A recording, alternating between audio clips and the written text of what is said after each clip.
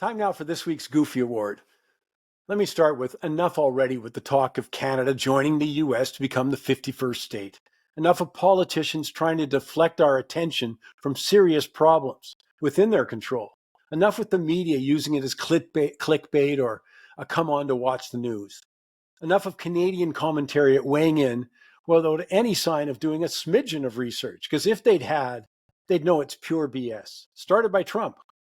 Now, whether he started it with the goal of helping Mark Carney and the Liberal Party, with many in the media only too willing to go along, or maybe it was just typical brand of disturbing to get a reaction. But no matter what President Trump's motivation, a little homework on our part would have helped, starting with Trump doesn't have the authority to admit a new state. Under Article 4, Section 3 of the U.S. Constitution, only Congress has the power to admit new states. Both the U.S. House of Representatives and the Senate would need to pass a bill approving Canada's admission. On Canada's part, though, we'd need to hold a referendum on whether to dissolve the country. And come on, they'd need a strong majority to be in favor. And there's no sign that even a small minority, not a single main political party, supports the idea.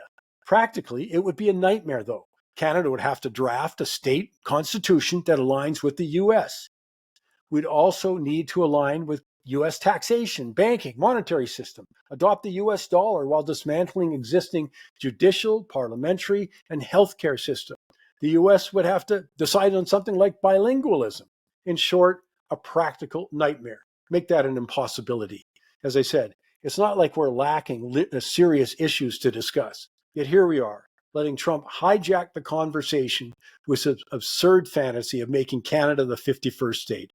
And anyone who pushed that story, especially politicians hoping to score cheap points, and the media, treating it like it was anything more than another bombastic Trumpism, should proudly wear the G for the goofy hat. After all, Trump is the same man, remember, who thought he belonged on Mount Rushmore. He wanted to buy Greenland and warned that wind turbine noise might cause cancer. As I said, enough said.